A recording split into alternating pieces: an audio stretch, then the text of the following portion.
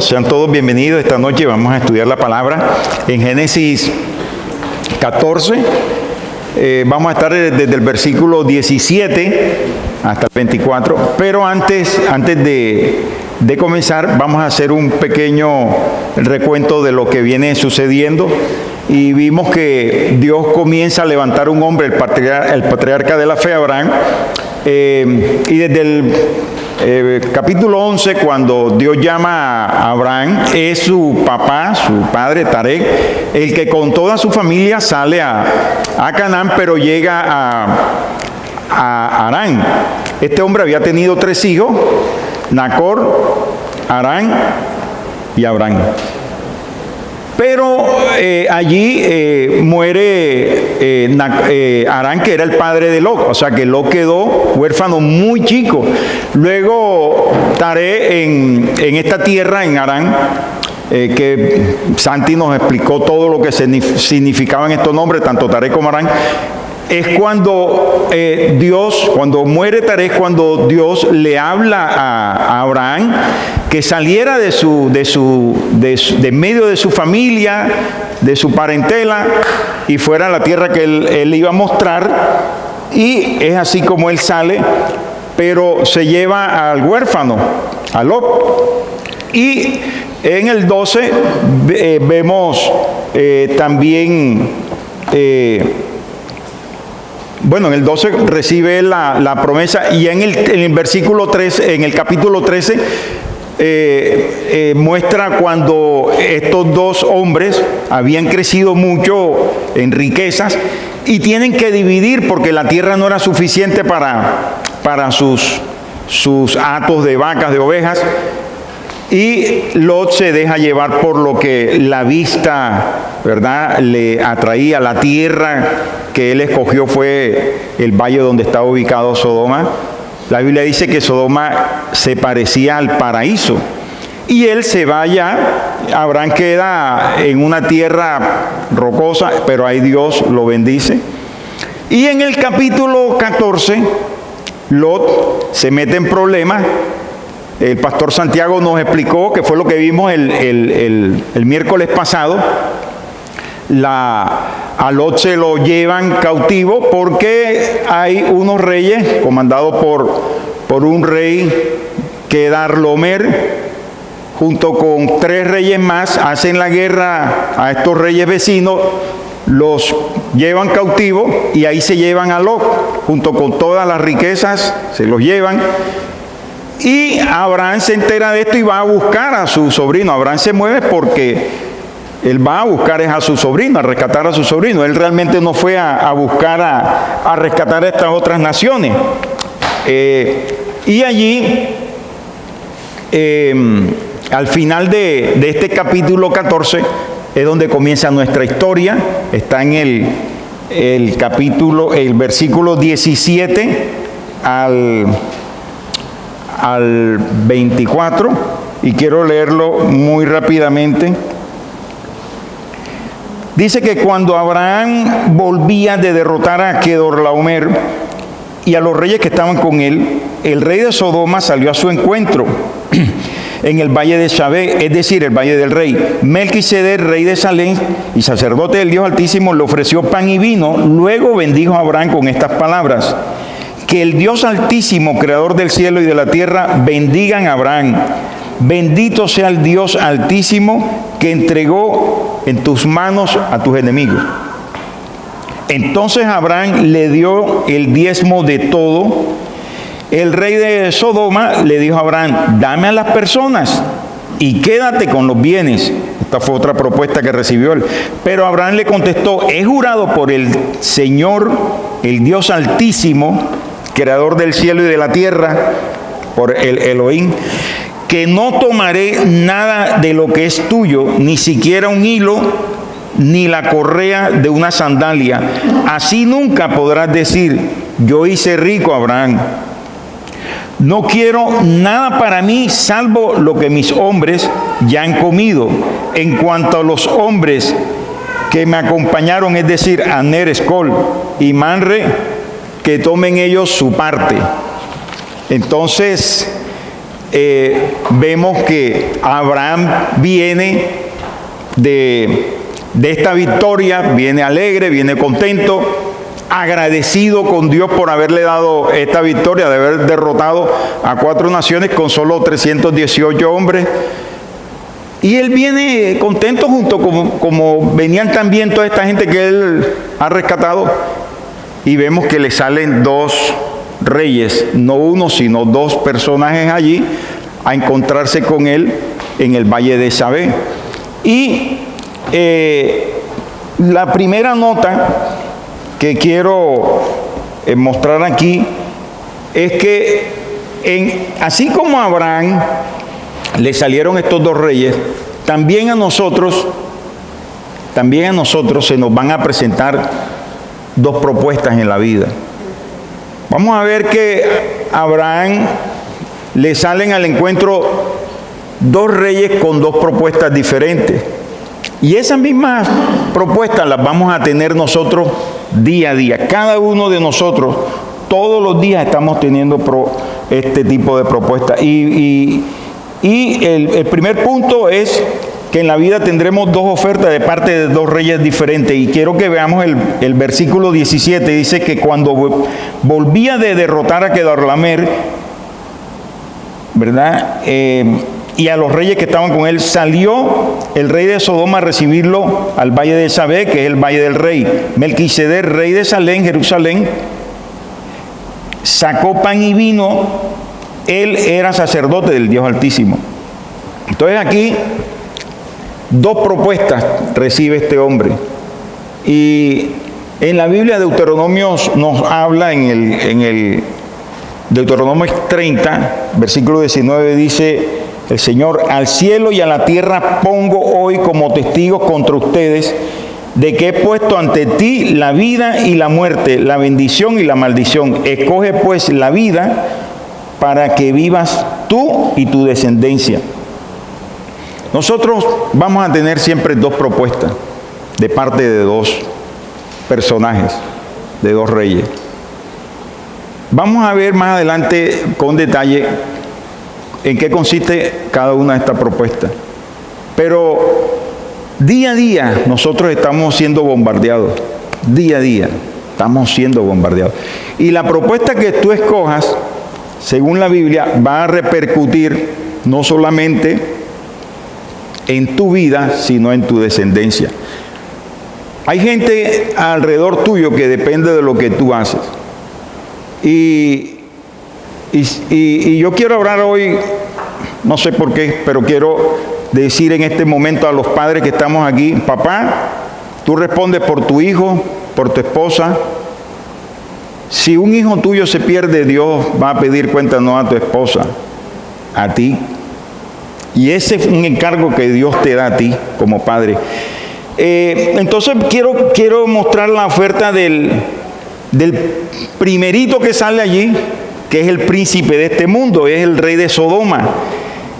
Y dice el versículo 21 que el rey de Sodoma dijo a Abraham: dame a las personas y toma para ti los bienes. Para nosotros mirar qué es lo que está sucediendo aquí, en verdad hay que ir a el significado de los nombres de estos personajes en hebreo. ¿Qué significa, por ejemplo, Sabé, el valle de Sabé? El valle de Sabé, o el valle del rey o de los reyes, en hebreo es el valle del compromiso. 1. Estaba mirando qué significaba el nombre del rey de Sodoma. Y el rey de Sodoma se llamaba, la Biblia lo nombra, Berá. Y yo comencé a buscar qué significaba este nombre y encontré como en 4 o 5 diccionarios que Berá significaba regalo. Yo dije, no puede ser, pero cuando me voy a un diccionario hebreo, encuentro que Berá significa en maldad, maligno, malo. Y ahí sí tomó sentido esto. Entonces, este hombre es un representante o es tipología de Satanás. este hombre gobernaba uno de los pueblos, o el pueblo más que vivía el mayor porcentaje de pecado en la tierra en ese momento, que era Sodoma. Verá. O sea que era un hombre en verdad malo. Y fue el hombre que salió a recibir a Abraham. ¿Y cuál fue la propuesta? Dame a las personas y quédate con la riqueza. Y esto hace reminiscencia con el episodio que vivió el Señor Jesús, ¿verdad? En Mateo 4:8, cuando Satanás le dice que le muestra todos los reinos de la tierra y le dice: póstrate delante de mí y adórame, y todo esto te lo daré. Y el Señor Jesús simplemente le dice: apártate de mí, Satanás, que solamente a mí servirás y adorarás. Y eso es lo que está haciendo el enemigo con nosotros en este tiempo. Nos está trayendo ofertas día a día. Y esas ofertas, si tú las aceptas, va a afectarte no solamente a ti, sino a mucha gente que depende de ti. Allá afuera hay gente que está esperando por una palabra de parte de Dios a través tuyo. Y si tú te dejas seducir por estas ofertas, Dios va a hacer algo para que esa gente escuche. Dios te llama a ti para hacer algo, pero si tú no lo haces, igual Dios va a buscar quien lo haga. Pero hay gente que en verdad se va a ver afectada por las decisiones que tú tomes. Pero igual allí le sale otro personaje, y este es Melquisedec. Y Melquisedec en hebreo significa mi rey es justicia. Es la traducción del hebreo Malquisedec. Y en hebreo significa eso. ¿Y cuál es la oferta de Melquisedec? La oferta de Melquisedec dice que está en el versículo 18, el rey, entonces Melquisedec, rey de Salem, sacerdote del Dios Altísimo, sacó pan y vino y lo bendijo, diciendo: bendito sea Abraham del Dios Altísimo, creador de los cielos y de la tierra, y bendito sea el Dios Altísimo que entregó tus enemigos en tus manos. Este hombre, gracias a Dios, estaba allí. Viene el maligno, pero inmediatamente Melquisedec sale a traer esta oferta a Abraham. Y realmente lo que hizo fue bendecirlo, ofrecerle pan y vino, recibir el diezmo de Abraham, y luego no sabemos más nada. Más adelante voy a hablar un poquitico de Melquisedec, porque estos cortos versículos, como decía Santi, que los dejó para este tiempo, ¿sabe? Hablan muy poco de Melquisedec, pero bien profundo lo que dice. Y esta porción de la palabra que estamos leyendo en esta noche es un mensaje mesiánico. Más adelante lo vamos a ver por qué. Melquisedec representa a Jesús. Melquisedec es un personaje que pareciera estar salido de las hojas de la Biblia, pero en realidad es un personaje misterioso. Y allí está trayéndole pan y vino a Abraham, trayéndole bendición, ¿verdad? Y nosotros vamos como te decía, vamos a tener estas dos ofertas en nuestras vidas. Tú y yo que conocemos del Señor, tú que conoces de Cristo, igual todos los días verás, te va a traer ofertas que van a tratar de sacarte de la voluntad de Dios. ¿Tú crees que el enemigo está interesado en tu riqueza, en los bienes?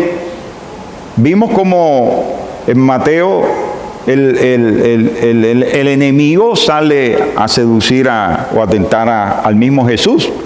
¿Para qué? Para impedir que Jesús nos redimiera, a tratar de obstaculizar el propósito de Dios, que era redimirnos a nosotros. Y eso está haciendo también aquí este hombre, ¿verdad? Pero allí está Abraham, allí está Melquisedec representando a Jesús. Y Jesús dice: yo soy el camino, yo soy el único camino para ir al Padre, yo soy el camino, la verdad y la vida. Pero ahí hay gente afuera que no sabe, que no tiene esta oportunidad, no tiene esta propuesta. Y somos tú y yo los encomendados para ir y llevarle esta propuesta a ellos. Una de las cosas que a mí me encantó de esta iglesia cuando yo llegué aquí, le dije: Señor, háblame. Y fue inmediatamente que sentí que Dios me hablaba, que este era el lugar. Y una de las cosas que a mí me enamoró inmediatamente de Calvary fue que Calvary es una iglesia hacia afuera. Que la iglesia no son cuatro paredes, que la iglesia somos tú y yo. Tú y yo somos la iglesia que se mueve, la iglesia que somos los instrumentos de Dios para ir y rescatar a esa gente, así como hizo Abraham. Gente que está cautiva y que el enemigo no está interesado en las riquezas de ellos, está interesado en sus cabezas. Satanás no está interesado en ti, en tu riqueza, en los bienes. Él está interesado en tu cabeza y en la mía, y en la gente que está atrapada allá. Pero allí está Melquisedec. Entonces Jesús dice: yo soy el único camino. No hay otro camino para ir al Padre. Y Mateo 7:13 al 14 dice: entre por la puerta angosta, porque ancha es la puerta y espacioso el camino que lleva a la destrucción. Mucha gente toma ese camino. En cambio, la puerta que lleva a la verdadera vida es angosta. Y el camino muy duro, y solo unos pocos lo encuentras. Jesús establece aquí dos caminos, pero Él enseña de que el único camino es Él. Realmente no hay otro camino para ir al Padre. Esto un día se va a acabar. Y el único camino que nos va a llevar a Él, al Padre, a nuestra casa, se llama Jesús. Entonces, quiero que vayamos al segundo punto. Y vamos a hablar ahora sí un poquitico de este personaje que sale, ¿verdad?, como un misterio de la Biblia, y es Melquisedec. Melquisedec, dice la Biblia, que es semejante a Cristo. Dice el versículo 18: entonces Melquisedec, rey de Salem y sacerdote del Dios Altísimo, sacó pan y vino y lo bendijo, diciendo: bendito sea Abraham del Dios Altísimo, creador de los cielos y de la tierra, y bendito sea el Dios Altísimo que entregó tus enemigos en tu mano. Melquisedec se presenta aquí, o lo presenta la palabra, como el rey de Salem, rey de justicia y sacerdote del Dios Altísimo. Y es evidente que cuando Abraham venía, Abraham reconoció a este personaje. Abraham supo quién era ese Melquisedec, a quién representaba Melquisedec. Y Melquisedec, algunos estudiosos dicen que es una teofanía o una cristofanía, ¿verdad? ¿Saben qué es una teofanía? Una teofanía es una manifestación de Dios o de Jesús. No podría hacerlo. ¿Por qué no podría hacerlo? Porque la Biblia dice que Cristo viene, lo estamos esperando, ¿verdad? ¿Viene por qué? Por segunda vez. Y ya Cristo vino una primera vez. Si fuera una cristofanía, resulta que ya Cristo no va a venir por segunda vez, sino por ¿cuánto? Por tercera vez. O sea que está descartado que sea una teofanía. Pero Melquisedec, otros dicen que es hijo de Noé. Es que es un personaje misterioso, no tiene origen, no se le conoce ni descendencia ni ascendencia, no hay registro de su nacimiento ni de su muerte, ¿verdad? Por eso se asemeja a Jesús. Jesús no tiene ni principio ni fin. Pero él era el rey de Salem, Salem que luego se llamó Jerusalén. O sea que era conocido. Mi pregunta es, ¿será que a nosotros nos reconocen como representantes de Jesús? A mí muchas veces, algunas personas cuando se enteran que soy cristiano, me pasó. ¿Tú eres cristiano? Ah, pero no parece. ¿Te ha pasado alguna vez? Y yo muchas veces le digo a mi esposa, a mis hijos, no es solamente serlo, sino parecerlo. Lo más importante es serlo, sí, pero de la abundancia del corazón habla la boca. Lo que hay en tu interior se tiene que ver. Abraham llegó y Abraham reconoció que este hombre era sacerdote del Dios Altísimo. Y mientras el otro le estaba ofreciendo, ¿verdad? Le estaba haciendo una propuesta indecente, ¿qué vino? Abraham le da el diezmo. Este hombre bendice a Abraham, Melquisedec, lo bendice y le dan pan y vino. Estaban celebrando la cena del Señor. No, el pan y vino era el alimento cotidiano. Abraham venía cansado, venía muy cansado, sediento, con hambre, y este hombre lo que le da es el alimento cotidiano que tenían allí. Algunos dicen que sí, que tal vez Melquisedec estaba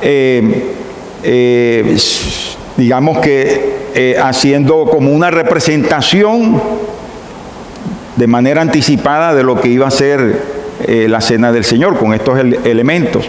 Pero realmente él lo que estaba era dándole a Abraham, ¿verdad? Bendiciéndolo, porque él venía cansado, venía con hambre. Y sabe que eso es lo que hace Jesús con nosotros. Cuando nosotros llegamos a un lugar como este, nosotros recibimos de parte de Dios sustento para nuestra alma. Y lo primero que Jesús nos da a nosotros es vida eterna. Jesús nos ofrece vida eterna, nos ofrece salvación, nos ofrece sustento para nuestra alma, nos ofrece el llevar nuestra carga. Vengan a mí los cargados y trabajados, que yo los sustentaré. Nos ofrece perdón de pecados. Jesús nos ofrece muchas cosas. Así como este hombre, este personaje estaba ofreciendo a Abraham ese sustento cotidiano, así Dios nos ofrece a nosotros cada día. Nosotros tal vez estamos buscando milagros extraordinarios en Dios. Pero fíjense que Abraham recibe algo cotidiano, algo sencillo, pan y vino. Y sabe, nosotros debemos aprender a ver los milagros de Dios en las cosas cotidianas, en las cosas sencillas. El solo hecho de haber abierto los ojos esta mañana fue un milagro, porque mucha gente no pudo abrir sus ojos hoy. Entonces es aprender a ver a Dios, ¿verdad?, cada día. Entonces ahora vamos a ver un poquitico de este hombre que está allí, misterioso. ¿Por qué Dios lo puso a ejercer un sacerdocio? Porque era sacerdote del Dios Altísimo, pero era también rey. Y luego vemos que Dios, a través de la ley, instituye un sacerdocio que fue a través de Aarón, y fue levítico. Los sacerdotes debían pertenecer a la tribu de Leví. Entonces, ¿qué pasa? Que Jesús, nuestro sumo sacerdote, no pertenecía, no podía ejercer un sacerdocio en esta tierra, porque no pertenecía a la tribu de Leví. ¿A cuál tribu pertenece? ¿De dónde venía Jesús? ¿De qué tribu? ¿Quién me dice? De Judá.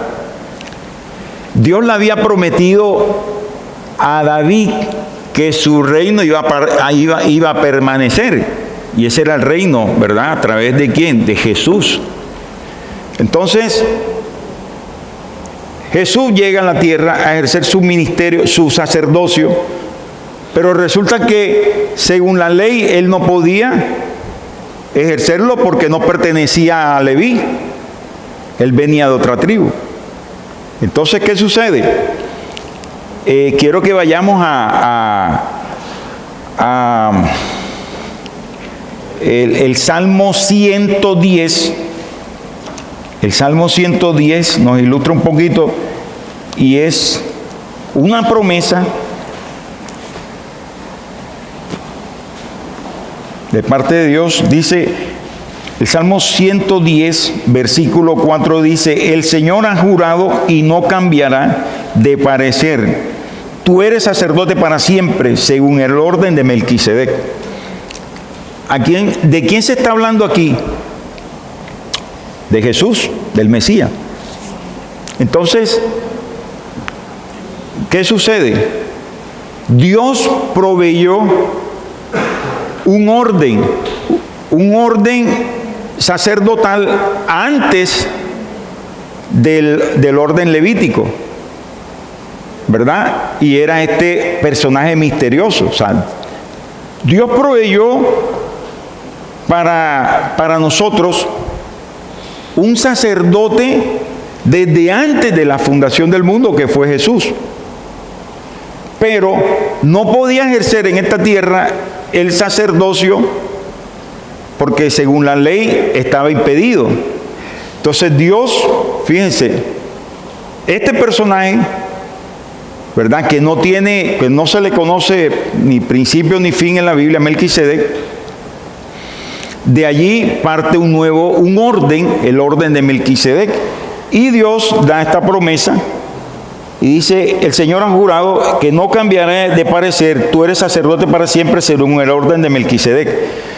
Entonces Jesús viene a ser parte del orden de ese sacerdocio de Melquisedec. Ahora, dice que no cambiará. Entonces Jesús, ¿qué está improvisando? Jesús no está improvisando, Dios está improvisando, no, dice que no cambiará. Pero ese sacerdocio levítico, Dios lo cambia. ¿Por qué lo cambia? Hombre, porque los sacerdotes sacrificaban los toros, los machos cabríos, pero esa sangre realmente no nos limpió a nosotros del pecado. Entonces era imperfecto, era un sacerdocio imperfecto. Y viene Jesús, ¿verdad? Y a través de su propia sangre nos limpia de pecado. Una sola vez y para siempre fue su sacrificio. Los sacerdotes debían sacrificar permanentemente hacer estos sacrificios. Jesús lo hizo una sola vez y para siempre. Otra de las razones, el sacerdocio levítico sirvió en un santuario terrenal.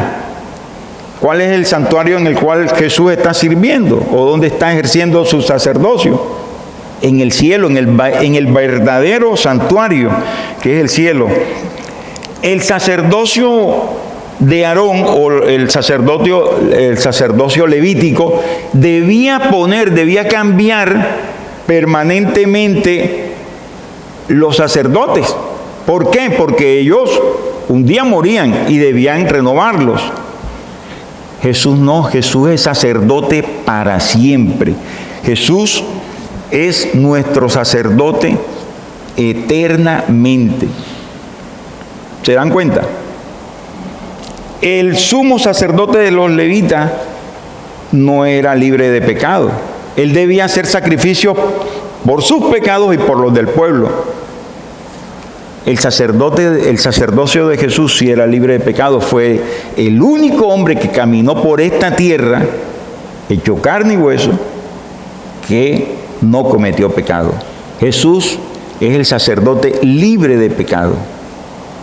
Y por eso Dios tiene que hacer este cambio. Jesús no fue constituido sacerdote a través de la ley, sino a través de un juramento que está aquí en el Salmo 110, versículo 4, que les acabo de leer. Entonces, vemos, ¿verdad?, que esta parte que no es muy profunda y realmente el tiempo, 40 minutos, no nos da como para ahondar en este mensaje mesiánico, porque si ustedes miran, esto es un mensaje que se refiere a Jesús. A Jesús. Pero, ahora, Melquisedec dice que era sacerdote del Dios Altísimo, pero era rey. Era el rey de Salem. Entonces ya vimos que Jesús es sacerdote por el orden de Melquisedec. Y rey, ¿a través de quién? De David, de la línea de David. Y el tercer punto, precisamente, tiene que ver con darle honra a quien la merece. Y sabe, el tercer punto es dar toda la gloria a Jesús en todo lo que nosotros hagamos. Dar gloria a Dios es hacer, o mejor dicho, nosotros cantamos aquí, levantamos las manos y creemos que estamos dando gloria. Aquí venimos y lo alabamos, sí, ok. Pero alabar a Dios, adorar a Dios, traer gloria a Dios, es que todo lo que nosotros hagamos sea para Él. Pero nosotros no podemos salir y hacer todo lo que querramos o lo que se nos venga en la cabeza. Si usted quiere realmente adorar a Dios, traer gloria a Dios, darle gloria a Él, usted tiene que saber cuál es el propósito de Dios en su vida. ¿Qué quiere Dios que usted haga y camine en ese propósito? Ser obediente a ese propósito. Y muchas veces Dios le va a pedir que haga cosas que son duras para usted, que le van a costar mucho. Pero si usted camina, Dios lo va a respaldar. A veces creemos que agradar a Dios es hacer muchas cosas. Y yo le digo algo por experiencia. Puedes hacer muchas cosas, pueden ser muy grandes, muy bonitas, con muy buenas intenciones, pero si Dios no te dijo que lo hiciera, Dios no lo recibe. Dios quiere obediencia. Dios no quiere que tú le vayas a agradar por todo lo que tú hagas o le des. No, nosotros somos los que lo necesitamos a Él. Y a ese Dios, a ese Rey, que es Jesús, es a quien nosotros cada día debemos servirle, adorarle, amarlo. Y que todo lo que tú hagas sea, que tú sepas que no es por tu fuerza, que no es por tu capacidad, que no es por tu intelecto, sino por Él. Eso fue lo que hizo Abraham cuando llegó. ¿Sabes qué fue lo que hizo Abraham? Darle gloria a Dios, diciéndole a este hombre, verá, al maligno, desechando la oferta de él y yendo donde Melquisedec, entregándole el diezmo. Tampoco te voy a hablar del diezmo en esta noche, pero cuando diezmamos, nosotros diezmamos por amor a la obra. Cuando yo diezmo, le estoy diciendo a Dios: Señor, yo dependo de ti. Yo dependo de ti. No es mi capacidad, no es eres tú. Y eso fue lo que hizo Abraham. Abraham fue y le dijo al rey de Sodoma, ¿qué le dijo? He jurado por el Señor, el Dios Altísimo, creador del cielo y de la tierra, que no tomaré nada de lo que es tuyo, ni siquiera un hilo, ni una correa de una sandalia. Así nunca podrás decir: yo hice rico a Abraham, no quiero nada para mí. Abraham fue a pelear con 318 hombres contra 4 naciones. Abraham sabía que eso era un milagro de Dios, que eso no lo había logrado él por su capacidad. Es más, él creo que es la primera guerra en la Biblia. Abraham, usted no lee que Abraham fue un hombre de guerra. Abraham no fue un hombre de guerra como David. David fue un hombre luchador, fue un hombre de guerra. Abraham no, es la primera vez que Abraham pelea, es la única vez que Abraham pelea. Y es la primera guerra en la Biblia. Abraham fue y Dios le dio la victoria. Pero lo chévere aquí fue que Abraham reconoció que no fue su capacidad, que fue Dios. Y cuando el enemigo viene a hacerle esta oferta, él dice: un momento, yo quiero darle gloria al que me dio esta victoria, al Dios del cielo. Y le entrega a Melquisedec el diezmo, diciéndole a Dios: yo dependo de ti y de lo que tú me has dado, yo te doy. Eso es lo que nosotros hacemos cuando le damos al Señor el diezmo. Es decirle: Señor, no es mi capacidad para hacer negocio, no soy yo. Escuché un hombre que conocí y fue considerado pastor de pastores, creo que era barranquillero, Dios lo llevó a Estados Unidos, pero un hombre que, este testimonio no me lo contaron, lo escuché de él, murió creo que el año pasado. Era un hombre que Dios usaba tremendamente, y era un hombre que andaba sin protocolo. Él sabía quién era Dios y a quién le servía, pero aprendí de él eso, de que él decía: Señor, que no me vean a mí, que ojalá la gente no se acuerde de mí, pero que te vean a ti, que te vean a ti en mí. Y fue lo que Abraham vio cuando vio a Melquisedec, vio a Jesús representado allí. Y este hombre cuenta que Dios lo levanta, lo lleva, comienza a usarlo. Y él fue un hombre evangelista, y era un hombre que Dios usaba poderosamente en palabra. Y mientras él predicaba, Dios hacía milagros. La gloria de Dios descendía, se levantaba un cojo, paralítico. Tremendo. Y él no hacía nada, él solo predicaba la palabra. Y se comenzaron a ver estas manifestaciones de la gloria de Dios, estos milagros. Y él dijo: Dios mío, ¿qué es esto? Él al principio se asustó. Pero un día lo llevaron a una campaña, ya era más grande, ya la gente comenzó a reconocerlo, el peligro que es que lo reconozcan a uno. Y entonces él fue, y ahí los milagros eran más grandes, más grandes. Y terminó de predicar, y él bajó de la plataforma, y cuando venía bajando sintió un fresquito y sacó pecho. Y sintió una voz que le decía: cuidado, no muestres tu gloria, porque si tú muestras tu gloria, yo voy a mostrar tu barro. Pero si tú muestras mi gloria será tan grande que tapará tu barro. Y sabe, esa debe ser nuestra actitud. Que todo lo que hagamos sea para hacer famoso a Jesús, que conozcan a Jesús. Ahora mi hijo, hablábamos de eso, me decía: papá, dar gloria a Dios es que todo lo que hagamos sea para que la gente lo conozca a Él y no a nosotros, que a nosotros no nos reconozcan. Si se quieren acordar, que se acuerden, pero que se acuerden del Dios que nosotros les mostramos. El Dios que da vida, el Dios que sana, que da vida eterna, el Dios que levanta. Entonces, cuando Dios nos use, sea en negocio, sea en cualquiera de las esferas de la sociedad, ¿verdad? No saques pechito. Abraham aquí no sacó pecho. Abraham reconoció. ¿Sabe lo que está haciendo Abraham aquí? Reconociendo que él no era nadie y que había sido Dios el que le había dado la victoria, y él estaba dando gloria a ese Dios grande y poderoso. Un Dios grande y poderoso que hace milagros.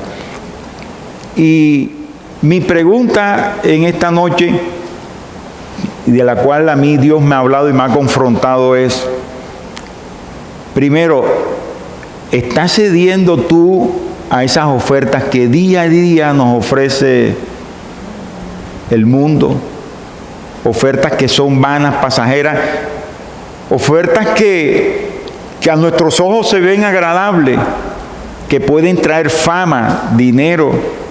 Le doy gracias a Dios porque Dios me guardó de muchas cosas, de las cuales antes de conocerlo a Él tal vez las buscaba.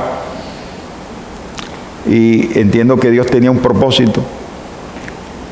A veces como que cedemos, y a veces como que el pie quiere ir allá, ¿verdad? Y a veces como que se patina, ¿verdad? Y nunca digas que eres fuerte o que tú estás por encima de esa situación. Cada día depende de Dios. Cada día dile al Señor: Señor, no es con mi fuerza, dependo de ti. Eres tú en mí, Señor, ayúdame. No es fácil.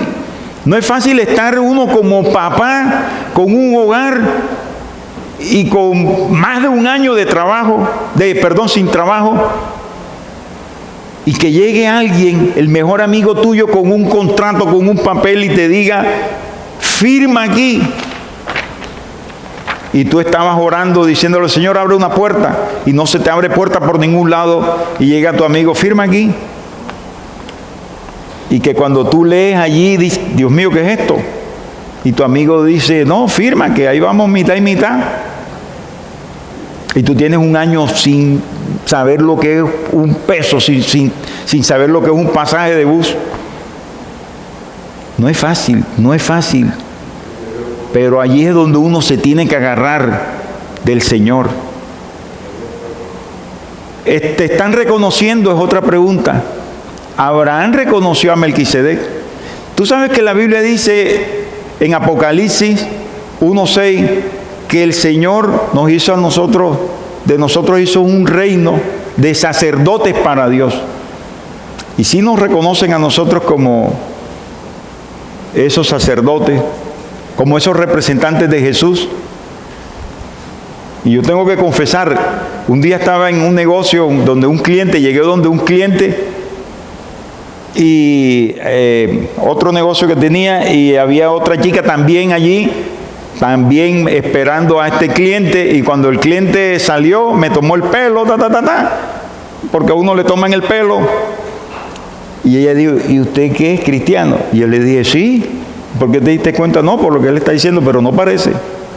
Y yo me revisé, yo dije: ¿por qué no? Y yo me revisé, y nos debemos revisar día a día. Nos debemos revisar, porque no solamente serlo, sino también parecerlo, ¿verdad? Y lo otro es: ¿estoy dando gloria a Dios? ¿Estoy haciendo lo que Dios quiere que haga? ¿O estoy haciendo lo que me dice mi corazón, mis pasiones? Yo tengo un problema y estoy peleando con eso. Y todos los días: Señor, yo soy impulsivo. Peleo con eso cada día. Y cada día morir allí y decirle: Señor, que no sea yo, que seas tú. Entonces, mis hermanos, esta era la palabra que yo quería exponerles en esta noche en el nombre del Señor. Y espero que esta palabra quede sembrada en nuestros corazones y que dé fruto. Amén.